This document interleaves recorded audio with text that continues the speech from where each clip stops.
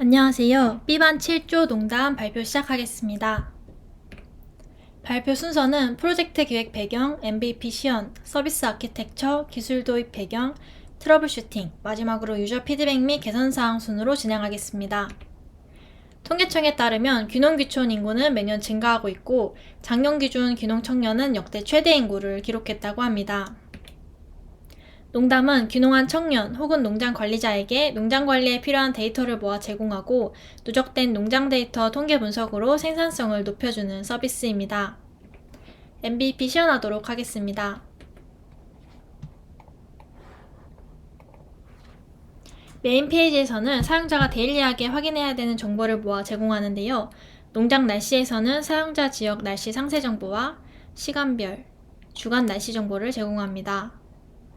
오늘의 시세에서는 사용자 작물의 당일 시세를 확인할 수 있습니다. 뉴스 탭에서는 농업과 관련한 뉴스만 모아서 제공하는데요. 궁금한 기사를 클릭하면 해당 기사로 이동합니다. 시세를 더 자세히 보기 위해 시세 페이지로 이동하겠습니다. 여기에서는 당일 시세뿐만 아니라 전체 102개 작물에서 궁금한 작물을 검색할 수 있습니다. 콩을 검색해 보겠습니다.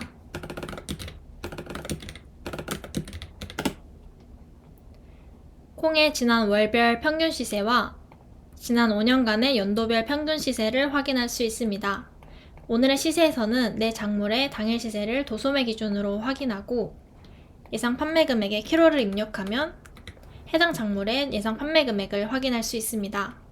하단에는 매번 검색할 필요 없이 내 작물의 전체 리스트를 월별, 연도별로 확인할 수 있습니다.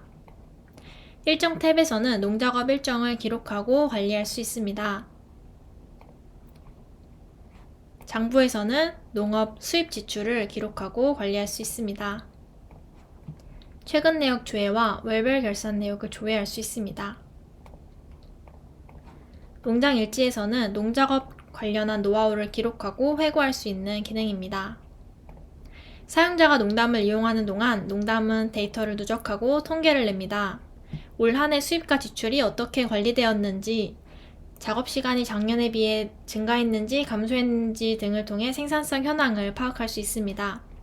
또한 지난 5년간의 수확량, 매출 현황을 파악할 수 있습니다. 농담은 민감한 정보를 포함하는 관리자 페이지의 성격을 띠기 때문에 회원가입 시에는 이메일 인증을 완료한 회원만 회원가입을 완료할 수 있도록 설계했습니다. 또한 정보 등록이 필요한 기능을 구분해서 로그인 직후에는 사용자 정보를 등록해달라는 안내를 띄워주고 버튼을 클릭하면 마이 페이지로 이동합니다. 서비스 시연은 여기까지입니다. 농담의 서비스 구조에 대해 설명드리겠습니다. 전체적인 구조는 보시는 이미지와 같습니다. 이 중에서 핵심 기술 몇 가지에 대한 기술 도입 배경에 대해 설명드리겠습니다. 프론트엔드 리액트에서는 전역 상태 관리를 위해 큰 규모의 프로젝트에 적합하고 커뮤니티가 가장 활발한 리덕스를 선택했습니다. 다만 모빅스와 리코일에 비해 보일러 플레이트가 많은 단점을 보완하기 위해 리액트 액션스를 사용해서 가독성을 높였습니다. 프론트엔드 CI/CD는 GitHub 액션스로 구현하였습니다. 젠킨스가 더 많은 기능을 제공하고 있지만 별도의 서버 설치가 필요하므로 개발 일정상 빠른 구축을 위해 직관적인 GitHub 액션스를 사용했습니다. 농담은 여러 통계를 보여줄 일이 많기 때문에 통계 시각화도 핵심적인 기술 중 하나인데요. 차트 JS를 사용하는 유저가 압도적으로 더 많아 커뮤니티가 활발하지만 에이펙스 차트가 제공하는 툴팁 커스텀 기능이 농담 프로젝트에 더 적합한 UX를 제공한다고 판단하여 에이펙스 차트를 선택했습니다. 장부와 일정에서 이벤트를 관리하는 달력 라이브러리는 등록된 이벤트 내용을 직관적으로 보여주는 리액트 빅 캘린더를 사용했습니다. 스프링 백엔드에서는 캐시를 조회하고 저장할 때 데이터베이스를 사용하지 않고 레디스에서 저장합니다. 오픈 API 호출을 줄이고 자주 참조되는 데이터를 빠르게 조회하기 위해서 레디스와 AOP를 사용하여 구현했습니다. 서버 지표 데이터 관리는 액추에이터를 사용합니다. 액추에이터가 프로메테우스, 스프링 어드민 등을 추가로 적용하여 데이터 시각화가 가능하다는 점에서 선택했습니다. 백엔드 CI/CD는 젠킨스로 구현했으며 프로젝트 자동 빌드 및 테스트가 가능하며 서버를 분리해서 운영이 가능하다는 점에서 젠킨스를 선택했습니다. 다음으로 트러블 슈팅입니다. 프론트에서 2가지, 백엔드에서 3가지 내용으로 정리했습니다. 먼저 스로틀로 렌더링 제어하기입니다. 시세 페이지 하단에 내 작물의 그래프를 스와이프로 넘겨보는 기능을 구현했는데요. 리액트 슬릭, 스와이퍼와 같은 캐러셀 라이브러리 도입도 고려했으나 스와이프 시 역동적인 애니메이션이 들어가면 가독성이 떨어지므로 라이브러리 없이 구현했습니다. 이때 문제 상황이 유저RF를 사용해서 돔에 접근하기 때문에 좌우 드래그를 하는 동안 지나치게 많은 이벤트가 발생한다는 점이었습니다. 불필요한 이벤트를 줄이고 성능을 향상시키기 위해 스로틀과 디바운스를 고려했습니다.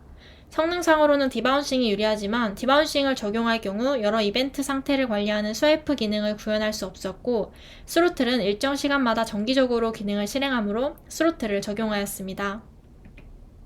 두 번째는 달력 월별 내역 상태 관리입니다. 농장 장부와 일정에서 현재 월의 데이터만 조회해오는 페이지네이션을 적용했는데요. 리액트 빅캘린더 라이브러리 커스텀을 위해 보시는 이미지와 같이 총 4개의 컴포넌트로 쪼갰습니다. 이때 문제 상황이 라이브러리 구조상 자식 컴포넌트를 JSON 형태로 넣기 때문에 데이터를 주고받을 수 없는 구조였고 툴바 컴포넌트에서 이전 달 다음 달 버튼 내장 함수는 화살표 함수로 바꿀 경우 동작하지 않아 상태를 관리하는 다른 명령을 추가할 수 없었습니다. 이 문제는 다음과 같은 과정을 거쳐 해결했습니다. 이전 달 다음 달 버튼 내장 함수를 밖으로 꺼내 클릭 이벤트 상태를 관리하고 유지 이펙트 의존성 배열에 클릭 값을 넣어 버튼 클릭이 발생할 때마다 현재의 온도 월 값을 리덕스로 디스패치합니다. 달력 최상위 컴포넌트에서 유즈 셀렉터로 현재 월 값을 받아온 후 월이 바뀔 때마다 월별 내역을 새로 요청합니다. 이를 통해 달력 최상위 컴포넌트에서 딱 한 번만 API 요청을 할 수 있게 되었습니다. 다음으로 백엔드 트러블 슈팅입니다. 현재 날씨, 시세 등 외부 API를 사용하기 때문에 응답 속도 저하 이슈가 있어 레디스를 도입하게 되었는데요. 페이지 호출 시 혹은 사용자가 UI를 조작할 때마다 외부 요청이 발생하므로 관리의 필요성이 있었습니다. 이를 위해 스케줄러 사용을 고려했으나 한번 데이터를 받아오면 이전 데이터가 불필요하고 실시간 데이터가 중요하므로 다른 방법이 필요했습니다. 또 캐시 앱을 적용할 때 데이터별로 다른 TTL을 적용할 수 없었기 때문에 AOP를 사용하여 커스텀 키로 캐시를 저장하기로 결정했습니다. 먼저 AOP를 사용하기 위해 커스텀 어노테이션을 작성하고 레디스에 데이터가 있는지 확인하고 데이터가 있으면 해당 데이터를 반환, 없으면 로직 실행 후 데이터를 레디스에 저장하는 AOP 코드를 작성했습니다. 이때 객체에 시간 데이터가 있는 경우 해당 객체를 역직렬화할 때 파싱 에러가 발생했습니다. 이를 해결하기 위해 커스텀 오브젝트 매퍼로 직렬화한 후 객체를 저장하고 객체를 불러올 때는 커스텀 오브젝트 매퍼로 역직렬화를 수행했습니다. 또 기존 캐시 값을 유지할 경우 원하는 데이터를 볼 수 없었습니다. 때문에 포스트 컨스트럭처를 사용해서 빈을 등록 후 캐시를 삭제했습니다. 세 번째로 사용자마다 다른 데이터를 제공해야 하므로 기존의 캐시 앱을 사용할 수 없는 문제가 있어 AOP 라운드를 사용해서 사용자 아이디와 리턴 클래스를 조합해서 키 값으로 사용했습니다. 다음으로 젠킨스 CI/CD입니다. 백엔드 CI/CD는 젠킨스를 통해 구현했는데요. 먼저 젠킨스 서버에서 빌드 시 application.properties와 같은 보안에 민감한 정보를 담고 있는 설정 파일이 필요하다는 문제가 있었습니다. 이를 위해 프라이빗 레퍼지토리와 썸모드를 사용해서 설정 파일을 분리했습니다. 두 번째로 빌드 시 이전에 남아있던 캐시 때문에 실패하는 경우가 있었습니다. 이 때문에 빌드 과정에 캐시를 지우는 명령을 추가했습니다. 세 번째로 EC2 프리티어 상에서 무중단 배포 시 메모리 부족으로 서버가 다운되는 현상이 발생했습니다. 이는 수압 메모리를 사용하여 해결했습니다. 트러블슈팅 마지막은 서버 모니터링입니다. 한정된 서버 성능에서 원활한 서비스 제공이 가능한지에 대한 검증을 위해 도입하게 되었습니다. 모니터링 툴은 스프링 액추에이터 라이브러리를 선택했고 데이터 시각화를 위해 프로메테우스, 스프링 어드민을 사용했습니다. 또 서버에 대한 보안 테스트는 JMeter를 사용했습니다. 구현 과정입니다. 먼저 스프링 액추에이터 설정을 추가하고 프로메테우스 적용 후 서버 및 프로메테우스를 실행했습니다. 그리고서 JMeter 보안 테스트를 진행했는데요. 보시는 그래프는 요청 5000번에 대한 결과입니다. 통계 연산에는 평균 1~2m초가 소요되었고 데이터 조회에는 평균 3~4초, 데이터 생성에는 평균 10에서 20m초가 소요된다는 사실을 확인했습니다. 이 과정에서 프로메테우스 쿼리를 구성하기가 복잡하다고 느껴 그라파나 툴을 사용하여 쿼리 자동 작성 기능을 사용했습니다. 또 부하 테스트 시 전체적으로 안정적인 응답을 받았고 CPU 사용률이 크게 튀는 경우는 없었으나 몇몇 데이터 조회에서 응답 속도 저하가 발생했습니다. 이는 데이터 조회 시 범위를 적용해서 검색되는 데이터 수를 제한하여 해결했습니다. 아래 보시는 그래프처럼 한번 요청 시 조회되는 게시물을 10개로 제한한 후 소요시간이 약 98% 감소되었습니다. 저희는 정식 서비스 전 유저 테스트를 진행하고 피드백을 바탕으로 프로덕트를 개선했습니다. 구글 애널리틱스 통계를 통해 6일간 약 178명의 사용자가 농담을 이용하였고 평균적으로 8분간 서비스를 이용했다는 사실을 확인했습니다. 또 구글 폼을 통해 28개의 피드백을 받을 수 있었습니다. 굉장히 다양한 의견을 확인할 수 있었는데요. 이 중에서 다수의 유저가 공통적으로 필요로 하는 내용, 그리고 꼭 수정해야 하는 오류사항을 개선했습니다. 먼저 글자 크기가 작다는 의견이 많았기 때문에 폰트 사이즈 재개를 수정했습니다. 또 모바일 최적화에 대한 니즈가 많아 농장 현황을 제외한 모든 페이지를 모바일 반응형으로 구현했습니다. 마지막으로 프로필 사진이 다른 사람 이름으로 뜬다는 의견이 하나 있었는데요. 크리티컬한 문제라고 판단해서 원인을 찾아 해결했습니다. 원인은 카카오 로그인 시 이메일 제공 동의를 선택하지 않은 경우 동의하지 않은 사람들이 하나의 계정으로 접속되는 현상이었습니다. 엔티티를 설계할 때 이메일 값에 유니크 값은 걸어놓았지만 낱널은 걸어두지 않아 발생한 오류였으므로 엔티티상의 낱널 설정을 추가하고 카카오 로그인 시 널에 대한 처리를 추가했습니다.